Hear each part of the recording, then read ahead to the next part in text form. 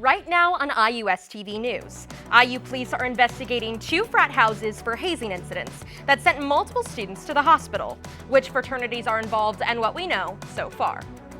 Plus, Halloween celebrations are underway. IUPD is sharing tips to keep you safe this weekend. But first, 2 students are recovering tonight after being hit by a car over homecoming weekend. Hundreds are now signing a petition to improve safety at the intersection where it happened. And the cool down we've seen over the past couple weeks is likely to continue. More about that in a couple minutes.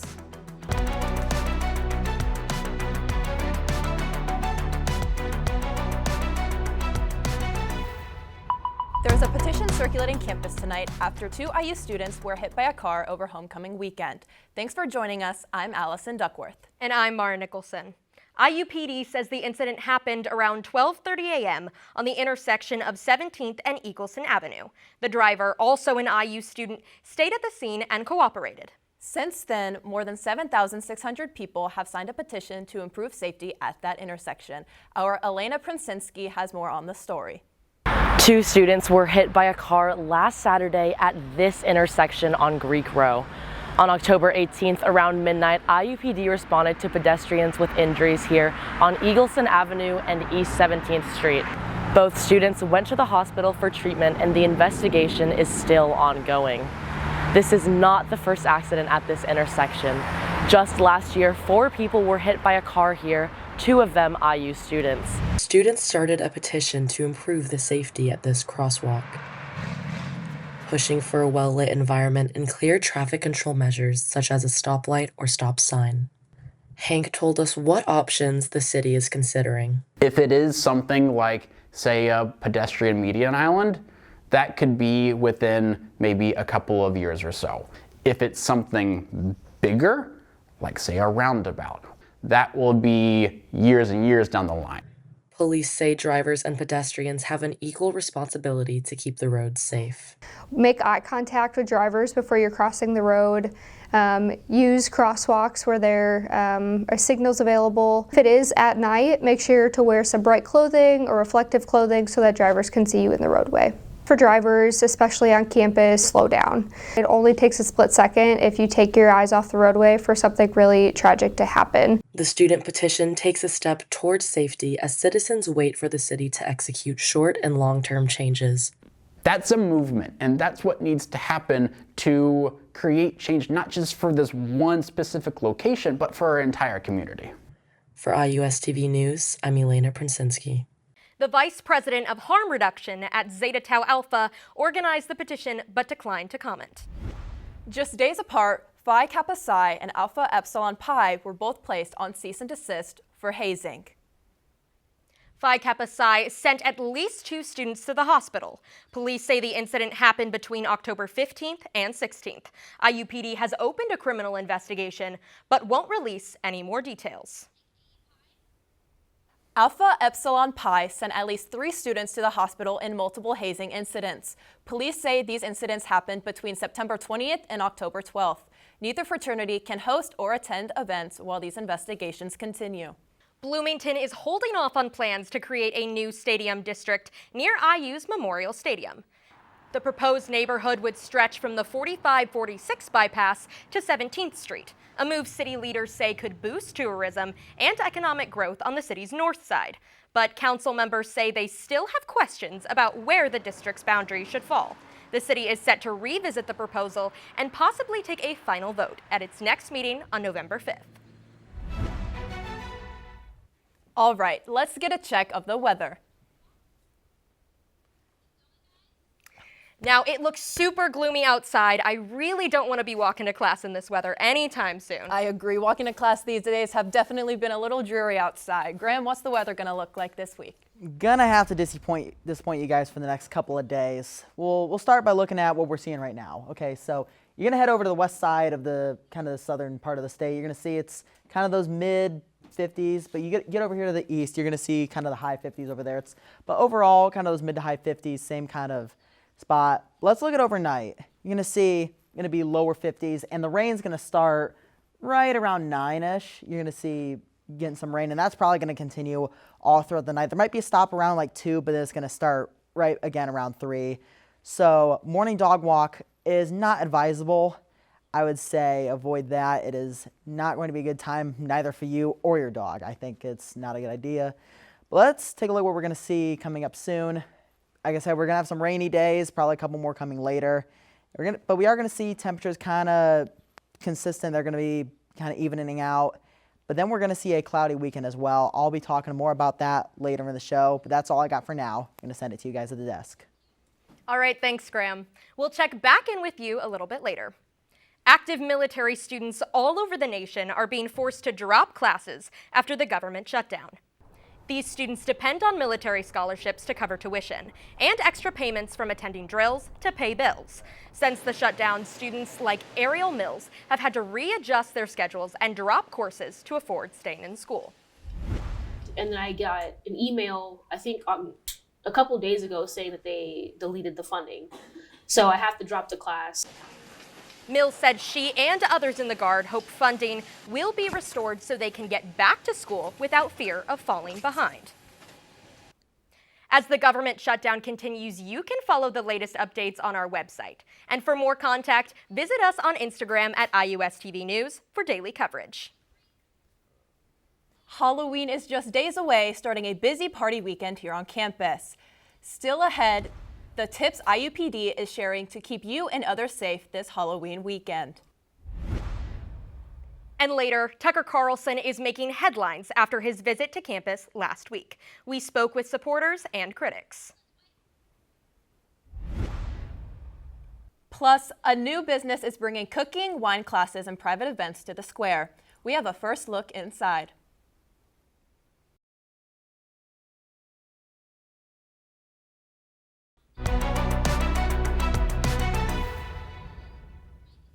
Welcome back. Conservative commentator Tucker Carlson is making headlines after his visit to campus last week. He came in the place of Turning Point USA founder Charlie Kirk, who was assassinated at a college event in Utah. Our Camden Glover was there to talk to attendees. Thanks, guys. Right now, I'm outside the IU auditorium where conservative commentator Tucker Carlson will soon address IU students and the Bloomington community. Tucker Carlson will be appearing on behalf of This Is the Turning Point Tour, which was originally scheduled to be the American Comeback Tour featuring Charlie Kirk. The state and national organizations were able to step in and work in lockstep with us to try and find not only a speaker that we thought would complement the campus well, but that would be willing and able to make such a commitment on a relatively short notice. Tucker Carlson hosted a Q&A session following brief speeches from Governor Mike Braun and comedian Joe Bob. We push the stuff that Charlie believed in, that all of us do. Work hard, go Hoosiers, thank you. These discussions addressed a number of topics such as abortion, faith, redistricting, and the Ukraine. The audience members in disagreement were encouraged to place themselves at the front of the queue to allow for a civil discussion between opposing perspectives. So you're saying my views are insincere? No, we disagree. The event attracted supporters and protesters. They claim to be Christian. I don't think, Jesus would stand for the things that are happening in Gaza right now. We miss Charlie, and we hope that this revival of sorts just keeps spreading and keeps getting bigger. The audience was full of agreeing and disagreeing viewpoints who had discussions with Tucker Carlson. For more information and to view the full event, you could watch it via Turning Point USA channel on YouTube. Back to you guys. Turning Point USA's next stop is tonight at Ole Miss, featuring Erica Kirk and Vice President J.D. Vance. With Halloween right around the corner, police are sharing tips to stay safe over what is typically a busy party weekend. When it comes to costumes, you're encouraged to not wear face coverings that block your ability to see the environment around you. Also, be mindful of fake weapons that could cause panic to others. The biggest thing, though, is to remember the Indiana Lifeline law. The law protects minors from alcohol charges when calling police for a medical emergency. It's going to be a busy weekend on campus. We don't have home football, but that doesn't mean there's not other festivities going around for Halloween. So if you see something that's out of place, something that's dangerous or suspicious, call us immediately so that we can take action. If you need help over Halloween weekend, you can call 911 or find the nearest blue light emergency phone. With Halloween right around the corner, local Bloomington families are getting into spirit Greek lifestyle. Reporter Dana Blemmer takes us to Treats with Greeks, where IU fraternities and sororities are opening their doors for some spooky fun. Happy 6-7 It's not every day you see this many superheroes, princesses, and ghosts walking around Greek Row, but today, it's all part of the fun. I sat down with Panhellenic delegate Caroline Burbage as she explained Treats for Greeks and the meaning behind it. Yeah, Treats with the Greeks is a way for IU's Panhellenic community to get connected with schools and families in Bloomington and just like share the Panhellenic love and just Halloween spirit. Yo, trick or treat. Greek houses along North Jordan Avenue decked out their porches with spooky decorations, handing out treats and playing games with kids from all around town. It's such a fun event. It's so nice to come out and see all of the families coming out and getting dressed up, and it's nice to see the community come together. This event gives IU's Greek organizations a chance to show a different side of Greek life, one focused on giving back and creating a family-friendly space to celebrate Halloween. It means just bringing the kids out for some fun and exploring different parts of Indiana University. And while the little ones left with full buckets, students say the real treat was giving back. The costumes and the kids are just so adorable, and it's a really great opportunity to share Panhellenic love outside of the house. And for many chapters, Treats with Greeks has become one of the most anticipated traditions of the fall, reminding everyone that Halloween isn't just about tricks, but about togetherness. With candy, costumes, and a whole lot of Hoosier spirit, Treats with Greeks continues to bring Bloomington together one sweet stop at a time. For IUSTV News, I'm Dana Bellmer. All right, thanks, Dana. If you ever wanted to sharpen your cooking skills and sip a little wine while you're at it, there's a new spot on the square that might be your next night out. Graham DeWitt has the story. A couple months ago, a spot opened up on the lower level beneath Goods for Cooks. Co-owner George Huntington, with the help of a former employee, worked together to fill the space, and In the Kitchen was born. In the Kitchen is a new sister business to Goods for Cooks. We're located in the same building downtown, the Uptown Plaza. We are a teaching kitchen, so cooking classes. We're an event space, so private events. And then the last prong of our business is wine tastings and wine education. An IU grad, Ava developed her relationship with George Huntington while working for him part-time as a student. I have always been an avid cook. I've always been interested in food. Food as medicine, but also like food as community. And so it was kind of natural for me to get a part-time job at Goods for Cooks. Ava came back to Bloomington after spending 2 years in LA post-graduation, looking to try something new. I was thinking, do I really want to stay here? Is this what I want? And I was talking to George and the space was available, and it was like, well, wouldn't be cool if we did something down there? And so he offered to put me in a kitchen coordinator position and help him in this endeavor. Since the business is still new, Ava is making sure that expanding In the Kitchen is done the right way, and there is a great deal of optimism for the future. The cooking classes are our bread and butter right now, and I think they will be for a long time. Eventually, maybe we're a wine bar, maybe we're open, a couple nights a week, but we're willing to grow slowly and organically. Ava hopes that she can use feedback from the community to help In the Kitchen grow. If you're interested in learning more, be sure to check out their website at inthekitchen-bloomington.com. Graham DeWitt, IUSTV News. In the Kitchen is right underneath their sister business, Good for Cooks, in the Uptown Plaza. Fall is here. Colder temperatures have moved into Bloomington and are here to stay. Temperatures dropped into the 40s and 50s this week as cold fronts moved throughout Indiana. The cooler air is bringing chillier mornings and evenings across the area. Many people are reaching for warmer clothes like layers and coats to stay warm. Forecasters say the cooler weather will continue into the next few weeks with more fall-like days to come. Turning to weather now, with all of this orange that we're wearing, Allison, I am getting so pumped up for Halloween. I know, I'm just so excited for Halloween, but I don't know if I can handle the cold in my little corset. I don't blame you. Our costumes are not fit for this cold weather. And Graham, if we have to walk in the rain, I don't know what I'm gonna do. All right, well, you may get in luck depending on, since Halloween is Friday, but we're gonna take a look at that real quick. Let's get a recap where I was when I was here earlier in the show. Like I said, mid 50s over on pretty much all of Indiana till, kind of that west side there. You're going to see it get into 57, 59. Let's take a look at tomorrow. I mentioned the rain starting late tonight. It's going to continue through pretty much all of today, and I know I'm not looking forward to that. Personally, it is not going to be fun walking to class with that. But let's get into some of the Thursday highs. It is a little warmer than it is today. I mean, you see it's kind of all 58 on that side over there. You kind of see in the middle over there, you kind of see in 56, 57. Then you get into the cooler temps kind of on that east side. Look at Saturday. We don't have another home game for a couple weeks, but it is going to be in the 50s to start November.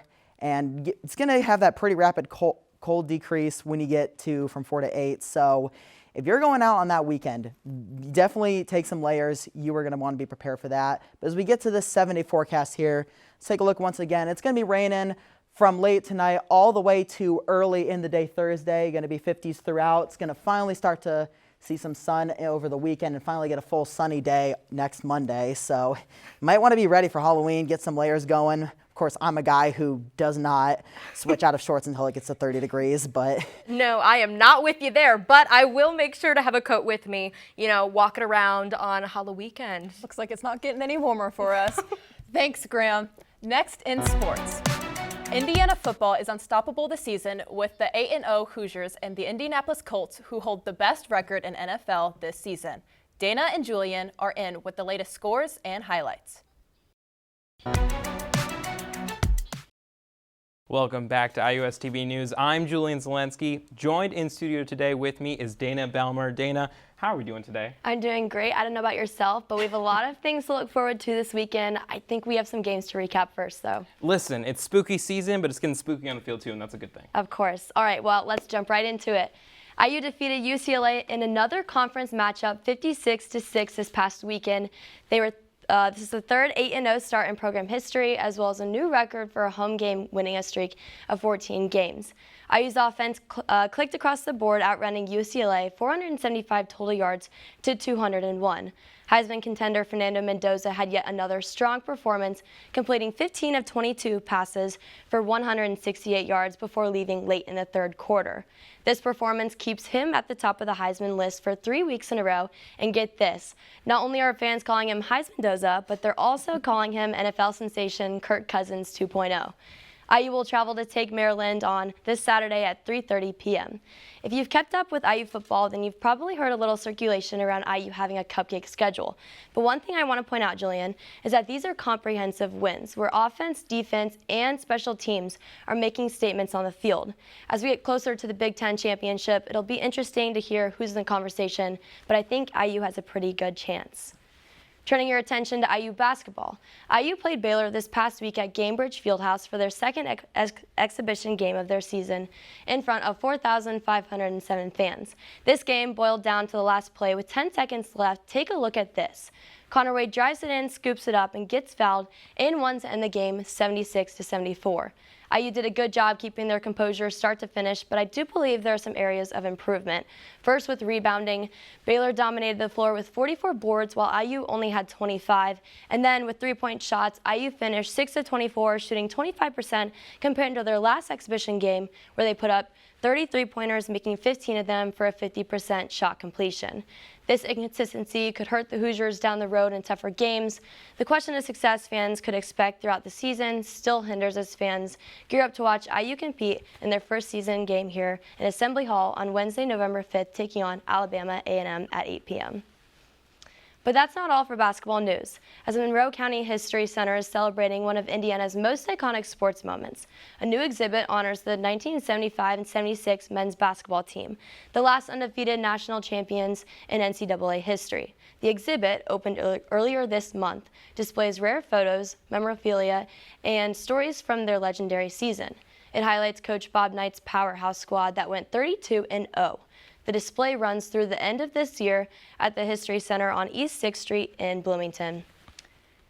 We wanted to pull these photos out and, give them the light of day that they didn't get in 1975 and 76. Now, Julian, I know you're a Jags fan, but I think this is prime time to be an Indiana sports fan. You've seen success from IU football, Basketball has a new coach and roster. It's exciting. What can we expect from our teams in Indianapolis? Listen, I may be a Jags fan, but I'll tell you what, they are doing a little worse than the teams right now up in Indy, I have to admit. Let's get into a little bit. First off, the Indianapolis Colts. 7-1 on the season. They just come off an absolute beating of the Tennessee Titans, and they are gearing up to be one of the best teams in the NFL. Daniel Jones, they used to call him Danny Dimes. Now they're calling him Indiana Jones. We need to get Harrison Ford back in Lucas Oil Stadium, I'll tell you what, for something, because this guy is slinging the rock to all of his weapons. Alec Pierce, Josh Downs, Michael Pittman Jr., they have absolutely been on fire. And then finally, Jonathan Taylor, JT. Let me tell you, there's nothing spookier, and I know it's spooky season, there's nothing spookier than watching Jonathan Taylor run down the field if you're an opposing defensive back this season. He has been absolutely lights out. He's dominating the NFL in touchdowns and rushing yards. And let me tell you this, the NFL has not had a running back win MVP since Adrian Peterson over a decade ago. Those talks are happening right now with Jonathan Taylor. Let me tell you, that could be in this conversation along with Offensive Player of the Year if he can keep this pace up. It's been absolutely impressive to see. For sure. As for the Indiana Pacers, looking at what they're doing right now, we see a lot of struggles happening on the court. They're 0-3 to start the year, but in any case, Rick Carlisle has had to deal with a lot of different injuries, people in and out of the lineup. TJ McConnell, obviously injured. Ryan Nembhard has been in and out. Benedict Mathurin, Obi Toppin out. We're talking about the entire team. But now we see them be able to possibly bounce back with a game against the Dallas Mavericks here this Wednesday night against Cooper Flagg, Anthony Davis, and a lot of pressure will be riding for them to get this first win, especially now with the struggles that they've had offensively with the injuries they've taken place. But in any case, Matt McClung, a new Indiana Pacer to add to the squad, a lot of moving pieces, but if there's anything Rick Carlisle can do, it is get these boys into shape, especially with all the injuries. We'll have to see how it turns out. All right. Well, thank you, Julian. If you want to go ahead, check out Hoosier Sports Night. They air on Thursdays at 8 p.m. Julian, thanks again. It was a great time that I had with you. It's getting spooky here in the studio, but we'll send it back to you guys in the desk. Thanks, guys, for all that sports update. You know, with all this talk of football, it's kind of making me sad that we don't have an IU football game, home game at least, this Saturday. I know, right?